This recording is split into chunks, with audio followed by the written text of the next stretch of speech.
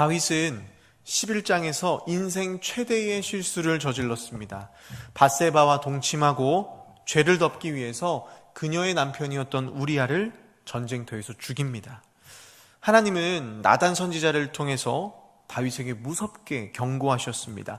칼이 내 집에서 영원토록 떠나지 않을 것이다.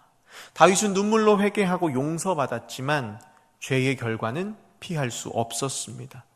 밧세바가 낳은 아이는 죽고 나단 선지자의 말씀이 이루어지기 시작합니다. 예언대로 다윗의 집안이 흔들립니다. 맏아들 암논이 이복 여동생 다말을 성폭행하는 사건이 벌어집니다. 아무리 아들이라도 잘못했으면 책임을 물어야 하는데 다윗은 이 사실을 알면서도 묵인합니다. 아버지가 침묵하자 다말의 오빠였던 압살롬이 분노합니다. 아버지가 하지 않은 일을 자기가 하겠다고 직접 암논을 죽이고 외할아버지가 있는 그술로 도망칩니다. 그렇게 3년이 흘렀습니다. 처음에는 다윗도 압살롬을 향해 분노했지만 세월이 약이라고 시간이 흐를수록 아들이 보고 싶습니다. 문제는 이 살인자 아들을 불러들일 명분이 없습니다. 아무 일도 없다는 듯이 살인자 아들을 불러들인다면 백성들과 신하들은 가만히 있지 않을 겁니다. 다윗은 이러지도 저러지도 못하고 애만 태우고 있었습니다. 그걸 눈치챈 사람이 있었습니다. 군대 사령관 요압입니다. 다윗이 압살롬을 그리워한다는 걸 알고 압살롬을 다시 예루살렘으로 불러들일 계략을 세웁니다. 선한 마음으로 이를 꾸민 게 아닙니다. 요압은 철저한 기회주의자입니다. 맏아들 암논은 죽었고 다음 서열은 압살롬입니다. 압살롬이 왕이 될 때 자신이 그 공을 세운 사람으로 기억되고 싶었습니다. 그래서 압살롬을 예루살렘으로 다시 불러들이기 위한 계획을 실행합니다. 2절을 보면 요압이 드고아라는 마을에서 지혜로운 여인 한 명을 데리고 옵니다. 드고아는 예루살렘 남쪽으로 약 16km 떨어진 작은 마을입니다. 다윗이 그 여인이 누군지 알아보지 못하도록 일부러 먼 곳에 사는 여인을 데리고 옵니다. 그리고 그 여인에게 각본을 짜줍니다. 상복을 입고 슬픈 척을 하면서 다윗에게 이렇게 말하라고 시킵니다. 왕이시여 도와주십시오. 저는 과부입니다. 저에게는 두 아들이 있는데 두 아들이 싸우다가 하나가 하나를 죽였습니다. 그런데 온 친척들이 몰려와서 살인한 아들을 죽이라고 합니다. 그러면 저는 남은 아들마저 잃게 됩니다. 누구의 이야기입니까? 드고아 여인의 이야기인 것 같지만 사실 다윗의 집안 이야기, 암논을 죽이고 도망간 압살롬 이야기입니다. 계획대로 여인이 다윗을 찾아가서 요압이 시킨 대로 말합니다. 여인의 사정을 다 들은 다윗이 집으로 돌아가면 아들을 지켜주겠다 약속합니다. 여인은 그것으로 만족하지 않고 계속 다윗을 몰아붙입니다. 결국 다윗은 하나님 앞에 맹세까지 합니다. 11절 여호와께서 살아계심을 두고 맹세하노니 내 아들의 머리카락 하나도 땅에 떨어지지 아니하리라. 여인이 원하는 말을 다 듣자 본색을 드러냅니다. 13절 왕이시여, 방금 왕께서 하신 말씀이 왕 자신을 정죄하는 말씀입니다. 제 아들에게는 그렇게 명령하셔놓고 왜 왕의 아들 압살롬은 돌아오지 못하게 하십니까? 다윗 입장에서는 기분 나쁠 수 있습니다. 여인은 다윗이 분노할까봐 얼른 태세를 전환해서 다시 불쌍한 과부인 척 연기합니다. 그러면서 왕의 기분을 맞춰주기 위한 말들을 꺼냅니다. 17절 다윗을 하나님의 사자와 같다고 칭찬합니다. 다윗은 이제야 이상한 낌새를 느낍니다. 시골 여인이 혼자 힘으로 왕의 마음을 흔들 계책을 세운다? 불가능한 일입니다. 이 여인 뒤에 분명히 누군가 있다는 걸 직감하고 묻습니다. 19절 이 모든 일에 요압이 너와 함께 하였느냐? 혹시 요압이 시킨 것이냐? 여인은 속일 수 없음을 깨닫고 배후에 요압 장군이 있다는 것을 실토합니다. 결국 다윗은 압살롬을 데려오는 것을 허락합니다. 요압은 바닥에 엎드려서 절하며 기뻐합니다. 왕이시여 이제야 종의 은혜 입은 줄을 알겠나이다. 요압은 즉시 그술 땅으로 가서 압살롬을 데리고 예루살렘으로 돌아옵니다. 그런데 다윗이 아들을 만나주지 않습니다. 24절, 그를 그의 집으로 물러가게 하여 내 얼굴을 볼 수 없게 하라. 데려오긴 했는데 만나주지는 않겠다. 일종의 가택연금, 압살롬을 집 안에 가둬버립니다. 아들을 품어준 것도 아니고 죄인으로 재판한 것도 아닙니다. 왜요? 아들에 대한 연민 때문입니다. 아들이 보고 싶어서 불러오긴 했는데 죄를 다룰 용기는 없습니다. 그렇다고 아들을 만나자니 백성들과 신하들이 눈치가 보입니다. 살인자를 어떻게 아무렇지 않게 받아줄 수 있냐고 원망을 들을 게 뻔했습니다. 그래서 예루살렘으로 데리고는 왔지만 2년 동안 아들을 투명 취급합니다. 압살롬 입장에서는 얼마나 답답했겠습니까? 이제 나를 용서해 주나 보다 고향으로 돌아왔는데 나를 살려주는 건지 버린 건지, 나를 아들 취급하는 건지 죄인 취급하는 건지, 그 어정쩡한 시간들이 압살롬의 마음을 더 병들게 만들었습니다. 아버지를 향한 원망과 분노가 쌓이고 그것이 결국 반역의 불씨가 됩니다. 그러면서 성경은 갑자기 압살롬의 외모에 대해서 이야기합니다. 25절, 온 이스라엘 가운데서 압살롬같이 아름다움으로 크게 칭찬받는 자가 없었으니 그는 발바닥부터 정수리까지 흠이 없습니다. 26절을 보면 압살롬의 머리숱이 얼마나 풍성했는지 매년 머리를 자를 때마다 그 무게가 왕의 저울로 200세겔, 약 2.3kg에 달하는 엄청난 양이었다고 기록합니다. 일반적인 사람은 보통 한 달에 머리카락이 1cm씩 자랍니다. 그렇게 해서 1년 자란 머리카락의 무게가 대략 100g 정도 나옵니다.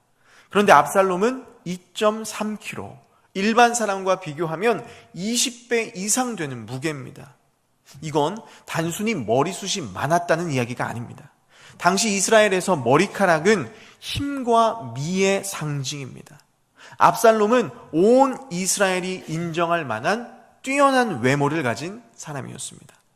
왜 갑자기 압살롬의 외모에 대해서 이야기할까요? 앞으로 일어날 일에 대한 복선입니다. 압살롬은 훗날 자신의 이 뛰어난 외모를 무기로 사용합니다. 성문 앞으로 가서 백성들의 이야기를 들어주고 손을 잡아주고 안아주고 무려 4년을 그렇게 하면서 백성들의 마음을 사로잡습니다. 그리고 외모를 무기 삼아서 반란을 일으킵니다. 그런데 여기에는 또 반전이 있습니다. 반란의 무기로 썼던 외모, 아름다운 머리카락이 결국 압살롬을 죽게 만듭니다. 도망치던 압살롬이 노새를 타고 상수리 나무 아래를 지나가다가 머리카락이 나무에 걸려서 공중에 매달리게 되고 요압 장군에게 죽임을 당합니다. 자신을 왕으로 만들어줄 것 같던 머리카락, 그 아름다운 외모가 결국 자신의 무덤이 됩니다. 27절에서는 압살롬의 자녀들을 소개합니다. 압살롬은 아들 셋과 딸 하나가 있었습니다. 그 딸의 이름이 다말입니다. 다말은 누굽니까? 암논에게 성폭행 당한 압살롬의 여동생입니다.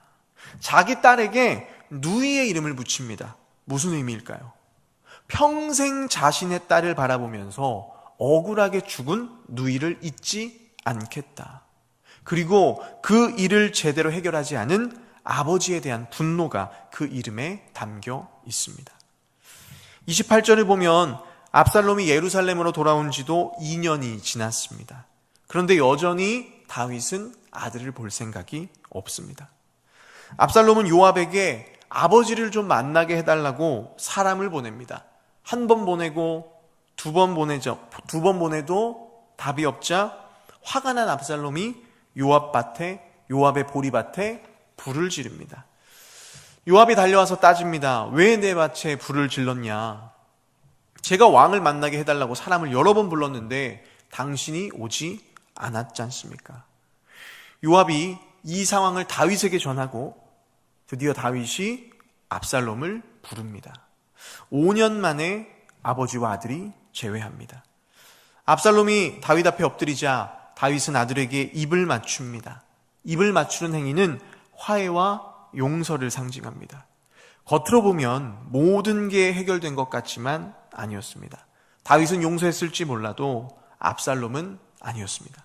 입맞춤 하나로 압살롬의 상처를 덮을 수 있지 못했습니다. 그술에서 3년, 예루살렘에서 2년, 총 5년 동안 외면받고 버림받은 압살롬의 마음에는 아버지를 향한 분노가 있었습니다. 이어지는 15장에서는 그 압살롬의 분노가 터져나오고 본격적인 반란이 시작됩니다. 말씀을 정리합니다. 압살롬은 여동생을 성폭행한 암논을 죽이고 도망쳤습니다. 명백한 살인입니다. 아무리 암논이 끔찍한 죄를 지었어도 사람을 죽인 죄는 가볍게 넘길 수 없습니다. 다윗은 이 문제를 책임감 있게 다뤄야 했습니다. 그런데 아들이라는 이유로 침묵합니다. 이러지도 저러지도 못합니다. 압살롬을 심판하려고 하니 안타깝고, 그렇다고 심판하지 않자니 백성들의 눈치가 보이고, 결국 다윗은 압살롬을 예루살렘으로 돌아오게는 했지만 만나주지는 않습니다. 용서한 것도 아니고 심판한 것도 아닌 어정쩡한 자리에서 압살롬은 더 큰 상처를 받고 결국 반역을 일으킵니다. 왜 이렇게 됐을까요? 다윗의 사랑에는 공의가 없었기 때문입니다. 잘못된 것을 잘못됐다고, 죄를 죄라고 말하지 못했습니다. 왜요? 정 때문에, 연민 때문에 덮고 넘어가려고 했습니다. 그리고 그것이 결국 관계를 썩게 만들었습니다. 여러분, 우리는 때로 가장 가까운 사람, 또 사랑하는 사람이라는 이유로 해야 할 말을 제대로 하지 못할 때가 있습니다. 인간의 정과 연민 때문입니다. 불쌍하고 안타까운 마음에 눈 감아주는 게 사랑이라고 착각합니다. 여러분, 기억하시길 바랍니다. 공의 없는 사랑은 사람을 살리지 못합니다. 연민이 무조건 나쁜 건 아닙니다. 불쌍히 여기는 마음이 없으면 사람을 살릴 수 없습니다. 그러나 연민이 하나님의 말씀보다 앞서기 시작하면 그때부터 연민은 사랑이 아니라 위협이 됩니다. 그리고 그것이 오히려 그 사람을 망치고 관계도 망치고 공동체도 병들게 할 수 있다는 사실을 우리는 기억해야 합니다. 예수님 십자가 달리시기 전날 밤 하나님과 단절된다는 사실이 너무 두려워서 땀이 핏방울처럼 되도록 기도하셨습니다. 이 잔을 내게서 지나가게 하옵소서. 피할 수 있다면 피하고 싶었습니다. 그 순간 예수님보다 더 고통스러웠던 분이 계십니다. 하나님 아버지입니다. 아들의 절규를 들으면서도 등 돌려야 했던 그 아버지의 마음, 당장이라도 뛰어가서 안아주고 구원해주고 싶으셨을 텐데 하나님은 그렇게 하지 않으셨습니다. 왜 그러셨을까요? 진짜 사랑이 무엇인지 아셨기 때문입니다. 죄를 그냥 눈 감아주는 건 사랑이 아닙니다. 하나님은 우리를 사랑하셨기 때문에 죄를 없는 일처럼 여기지 않으셨습니다. 그래서 하나뿐인 아들 예수 그리스도를 우리에게 내어 주셨습니다. 하나님은 아들을 향한 연민보다 우리를 향한 사랑을 선택하셨습니다. 하나님은 사랑 때문에 공의를 포기하지 않으셨고 공의 때문에 사랑을 포기하지도 않으셨습니다. 십자가에서 그 둘을 동시에 완성하셨습니다. 이게 다윗과 하나님의 결정적 차이입니다. 다윗은 압살롬을 사랑하려 했지만 공의를 세우지 못했습니다. 제대로 심판하지 않았습니다. 그렇다고 사랑으로 품지도 못했습니다. 그 둘 사이에서 어정쩡하게 서 있었습니다. 그래서 예루살렘으로 부르기는 했지만 만나주지는 않았습니다. 그 어정쩡함이 아들의 마음에 더 깊은 상처와 분노를 심었습니다. 여러분, 하나님은 어정쩡하지 않으십니다. 십자가로 완전한 공의를 세우셨고 동시에 완전한 사랑을 이루셨습니다. 우리는 평생 이 갈등 속에 삽니다. 정 때문에, 연민 때문에 마음이 흔들려서 하나님의 말씀을 덮어두고 싶을 때가 너무나 많습니다.